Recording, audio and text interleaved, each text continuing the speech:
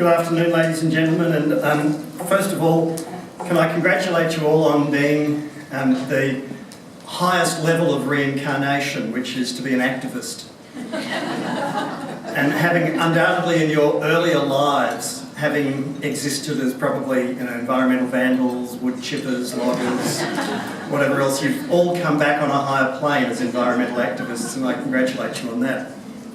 In fact, though, more sincerely, there is no greater role to play than to be active in the community.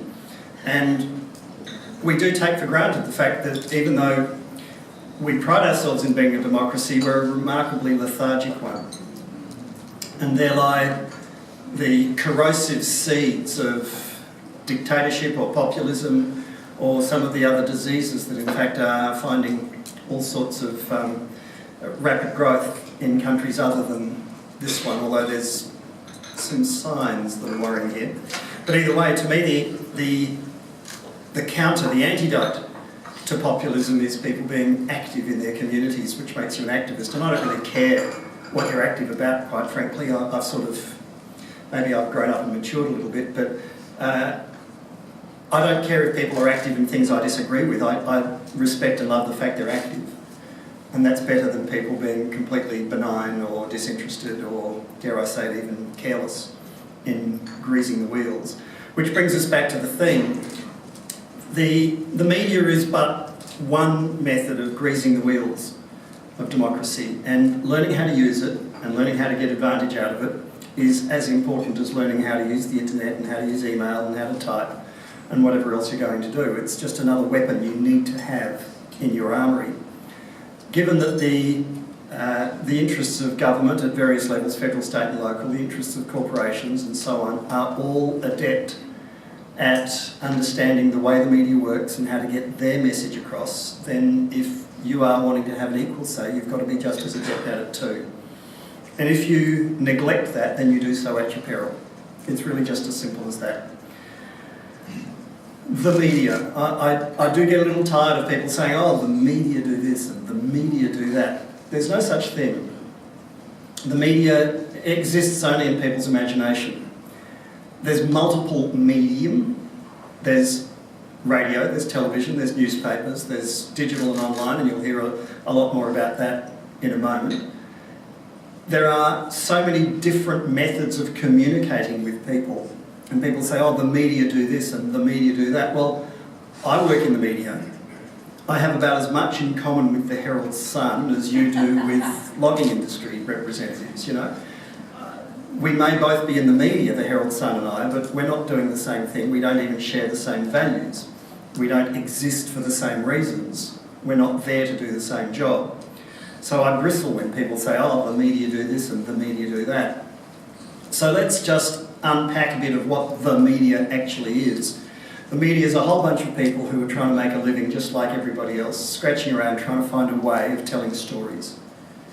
And if you help us tell stories, and that's your story, you win. And if you're no good at it, you get brushed aside. Whether it's radio, whether it's television, whether it's online, whether it's television news at night, whether it's longer form documentary, whether it's Facebook, whether it's YouTube, I don't care. It's all the same thing. You have to be able to tell a story. How you tell that story will vary from platform to platform, which is what we now call different types of technology. And you need to adapt and you need to learn.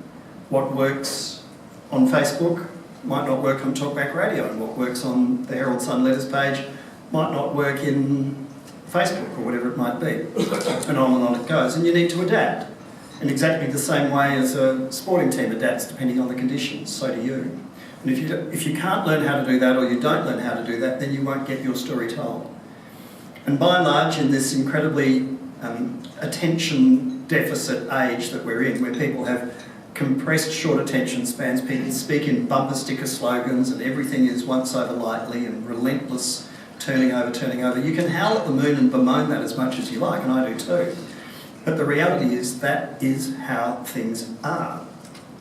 So you have to learn how to deal with it as it is, not how you wish it is, not how you wish it was.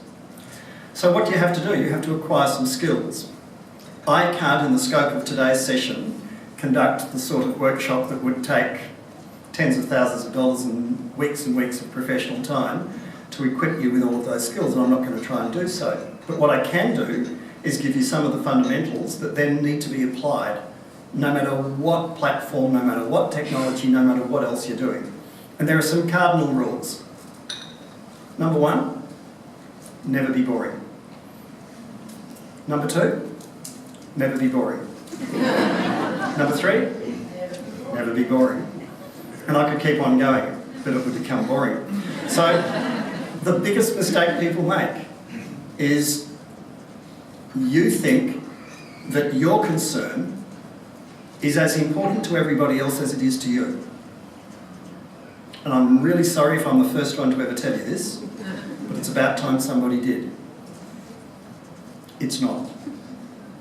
And what absolutely floats your boat, what gets you up in the middle of the night, what agitates you, what drives you to do the things you do, a whole lot of other people just don't care. And they're never going to care unless you make them. And you can't make them care by telling them it's really, really, really important. Because they've already stopped listening. So how do you make them care? Well, that's where it comes down to telling a story.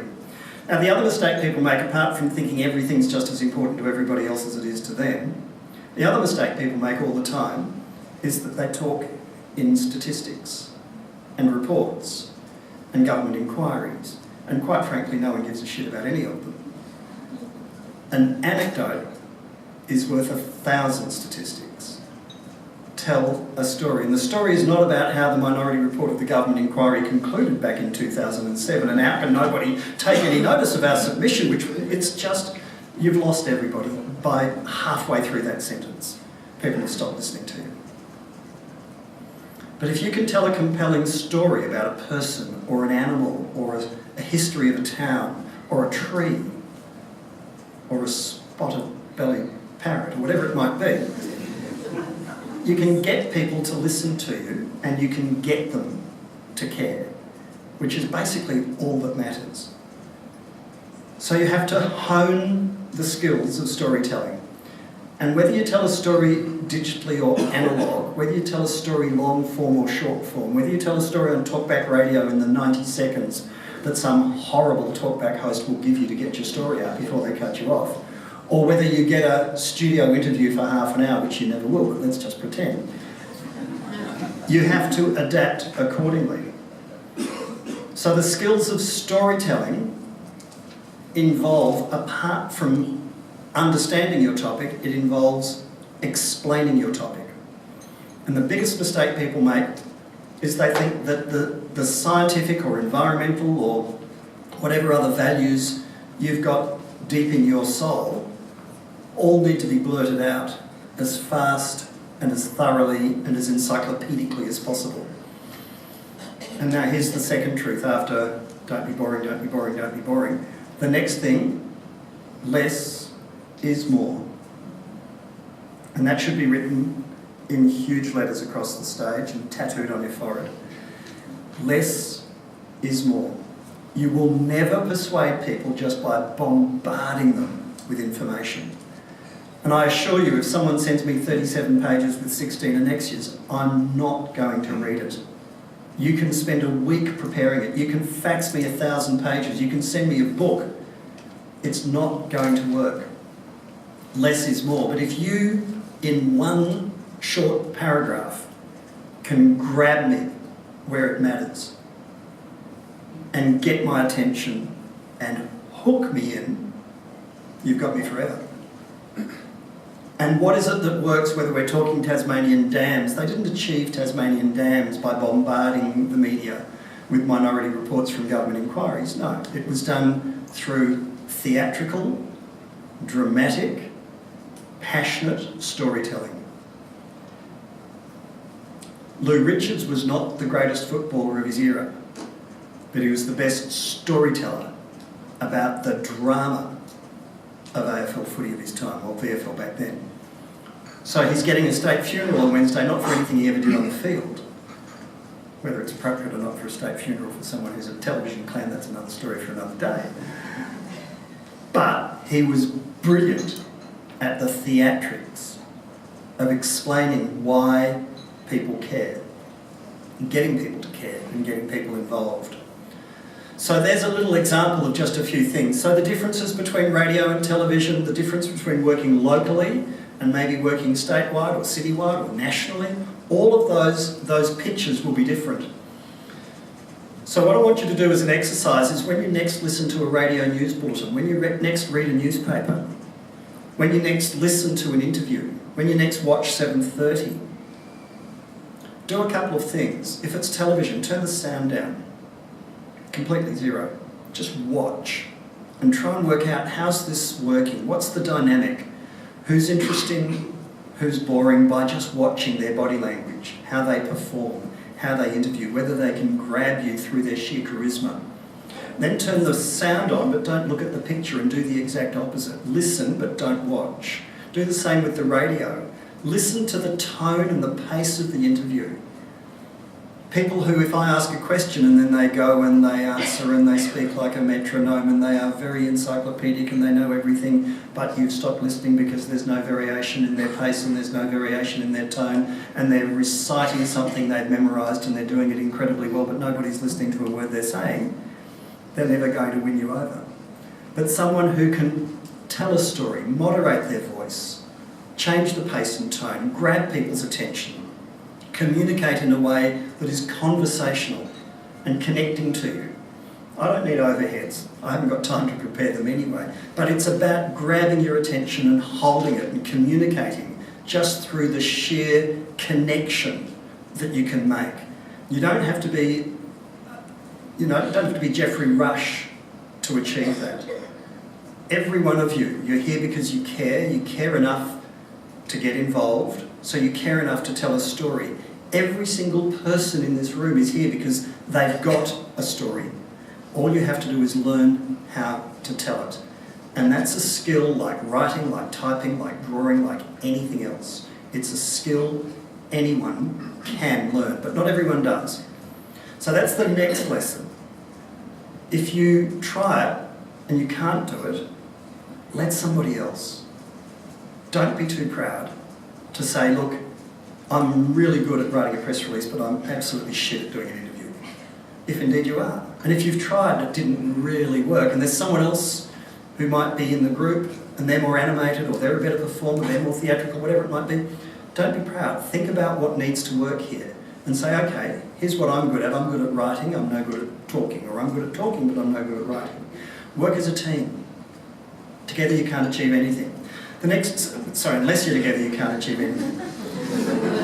The next thing is that squeaky wheels do get oiled. They just do. And using the media to bring attention to problems is an incredibly powerful way of getting things done. But you only get one shot, usually, at solving a problem. So don't blow it. Make sure you've got your ducks lined up, you know what you want to achieve, you know that you're ready to do it. I can't believe, for instance, a couple of things. We've got a fax machine still at work. Anybody here sending out fax press releases? Anybody? Anyone's faxing out press releases still? Believe it or not, the fax machine still pumps out press releases. No one even looks at them.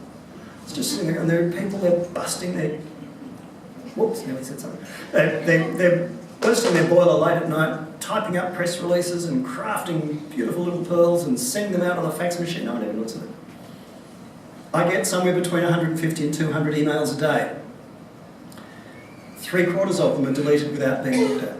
I'll look at the title, I'll look at who it's from, I'll look at the size, and decide whether to open it or delete it. If it's pages and pages of material, now someone's spent an enormous amount of time, I don't care. I've got 3.5 hours of radio live to air to prepare, I've got 2.5 hours to prepare it, and I have to put up with Red Simon somewhere in the middle of that. I've got to know who won the football just as much as I need to know what Josh Frydenberg's energy policies are. Everything has to be done in an incredibly economical way. And if you haven't got your act together and you send me 23 pages and expect me to read that along with everything else, I'm not going to do it. But if you can succinctly explain, here's half a dozen bullet points. If your best couple aren't going to get me, I can assure you your last couple aren't either. If your 23rd and 24th paragraph are what you think is going to get me interested when your first and your second one didn't, you're wasting your and everyone else's time.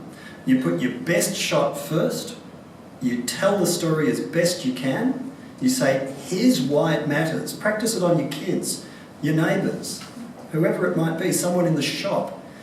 And when you find what it is that makes people listen, put it down as briefly and as succinctly as you can and send it out into the world and see if it flies. And then if you do get a shot, the other thing I can never get over this, people will send us a press release and they'll say, it's the end of civilization as we know it, the sky's going to come crashing down, a meteor's going to hit Melbourne at 4 o'clock tomorrow morning, call this number to find out how to stop it, and then they don't answer the phone. Oh, sorry, missed your call. So if you're going to put out a press release and say we're available for comment about whatever environmental catastrophe is about to be unleashed on civilization, well, for goodness sake, back it up. Don't go away for the weekend and leave the answering machine on and then call us back 2 days later and say, oh, you still want that story? Because it's not going to work like that. We've moved on. I need 40 stories a week. Feed me. I'm this voracious monster. I don't care what they are. I don't care who I chew up and spit out. Well, I do, but I need 40 stories a week. I don't want to just get them all out of the Herald Sun, the Age, the Financial Review and the Weekly Times. I really don't. But if I don't get them somewhere else, I've still got to find them. If I don't get them from my 200 emails a day, where am I going to find them? I've got to get them from somewhere. So feed me. Feed all of us. We get what seem to be tiny little stories about a group of people not happy with a public toilet in a park in Brunswick. It's on the front page of the paper. 2 days later, we put it on, they come on air for 5 minutes, they tell a little story and bang, it's everywhere. And they go, oh shit, how did we do that? They did it because they told a story. They told a good little story. We liked it and so did everybody else. It was different, it was fresh, and they had a go. And it worked. Well, I'm not sure, I think it might have worked, but we'll see. But there's an example, they're a group of neighbours just firing up. So you can do it. I'm sure you've all got lots of questions. I think my time's about up. Yep. So fundamentals, don't be boring. Less is more. Have a go. Learn the skills and apply them. Thank you very much.